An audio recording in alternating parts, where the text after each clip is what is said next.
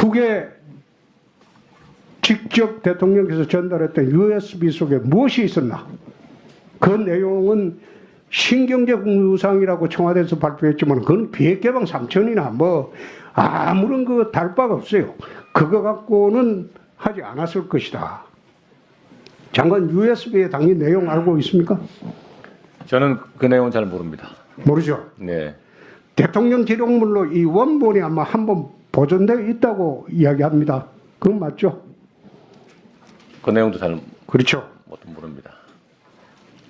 또 이 무렵에 남북 정상회담 직전부터 지금 월성 1호기 이걸 갖다가 경제성 조사까지 하면서 폐쇄를 했어요. 그런데 여기에 월성 1호기는 대한민국 원자로 중에서 이게 경수로가 아니고 중수로 원자입니다. 이게 플루토늄이 가장 많이 나와요. 가장 많이 나온다고. 그래서 이게 갑자기 이제 폐쇄 절차에 들어갔다. 네, 1분만. 네, 마무리하시죠. 그래서 이 USB에 뭔가 있지 않았나. 또 최근에는 USB에 암호화폐 지갑 계정을 전달하지 않았느냐. 이 청와대 청원까지 등장을 했어요. 그래서 제가 이야기하는 거는 USB는 정권이 교체되면 이 판도라 상자가 될 수 있습니다. 국방부 장관의 역할이 뭐냐? 그건 정권 보위부 장관 아니에요. 특히 대통령이 바뀌면 대북 정책은 바뀌지만은 국방부 장관은 어느 정권 하에서도 정권 보위 장관이 아니고 국가 보위 장관이라는 것을 명심을 해야 될 거예요. 합니까? 과거에 무슨 뭐 뒷돈을 주고 정상회담을 한다든지 그리고 뭐 최근에 무슨 수사해 보니까 어디 누가 북한 가기 위해서 뒷돈을 또 줬다라는 그런 뭐 얘기도 나오고 있는데 그런 류의 잘못된 관행은 없애겠다라는 거지. 서로 절벽을 만들고 있는 상황이지 이게 무슨 정상화입니까? 아, 그렇지는 않고요. 원칙에 맞게 가는 거가 정상화라고 생각을 합니다. 그게 왜 원칙에 맞는 정상화입니까? 아무것도 안 하는 것이 저는 굉장히 정상적으로 지금 변하고 있다고 생각을 합니다. 그런데 물론 좋습니다. 아쉬운 많이 있는 게 인사청문회 때 얘기한 것처럼 대북 특사 제안에 대해서 대통령 한번이라도 상의해봤습니까? 지금 대북 특사를 바로 보내겠다는 얘기는 아니고 적절한 계기에 보내야 될 거 아니겠습니까? 근데 대북 특사는커녕 지금 우선 대북에서 실무자들끼리 얘기하는 것조차도 잘 안 되는 상황인데 지금 아직 대북 그 특사를 얘기할 계제가 아니죠. 몇 번 야당도 제안을 했고요. 사실은 이 어려운 좀 고비를 풀기 위해서 미국과의 관계로만 풀 문제가 아니기 때문에 그런 것을 한번 단초를 열어봐라 이런 제안을 좀 드린 바가 있었어요. 근데 조금 그리고 우리 박 의원님 천천히 좀 기다려 주시죠. 예.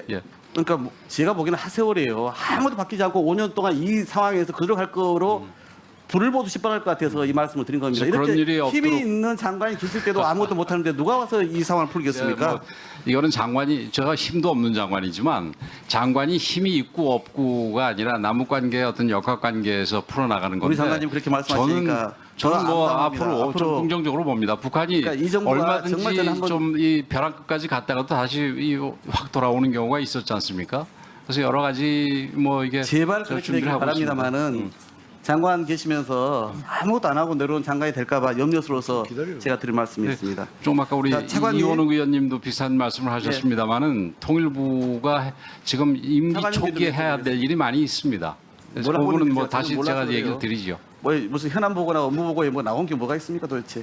자 차관님. 제가 그럼 이거는 일종의 의사진행 발언 비슷하게 말씀을 드리겠습니다. 제가 이렇게 질문을 하시는 자리니까. 그리고 현안 보고 같은 경우는 얼마든지 중간에라도 의원님들이 현안 보고 해달라고 그러면 와서 하지 않습니까?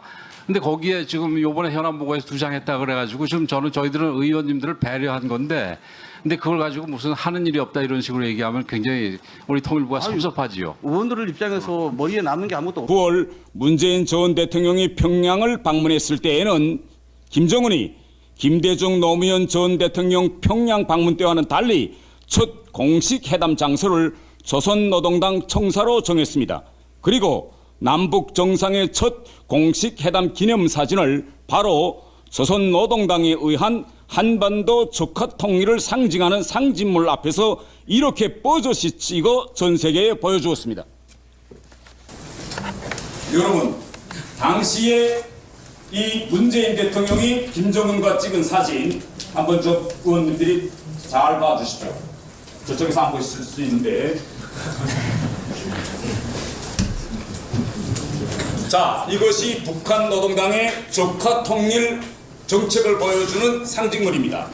여기서 북한 노동당 마크가 한반도 위에 있습니다. 이것은 한반도 통일이 북한 노동당에 의해서 진행되어야 하며 또 북한 노동당에 의해서 이루어지지 않는 한반도 통일은 필요 없다는 겁니다. 우리가 상식적으로 보면 한반도가 이 북한 노동당 마크 위에 있어야 됩니다. 이것은 김정은이 바라는 한반도 통일은 적화 통일이고 한반도 밑에 조선노동당이 있는 이런 통일은 바라지 않는다는 이러한 상징물이 북한 노동당 청사 입구에 이렇게 있습니다. 그런데 우리 헌법을 공부한 또 대한민국 대통령이라면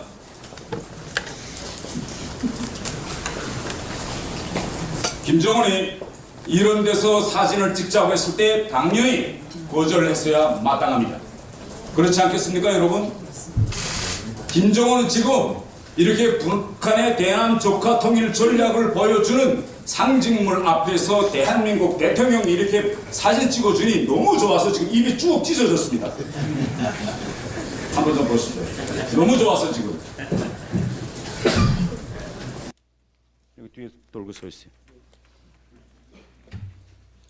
북한은 이를 목표로 무력 도발도 하고 간첩도 보내고 있습니다. 이렇게 김정은과 함께 대한민국 대통령이 너무 좋아서 웃고 있으니 정말 통탄할 노릇입니다.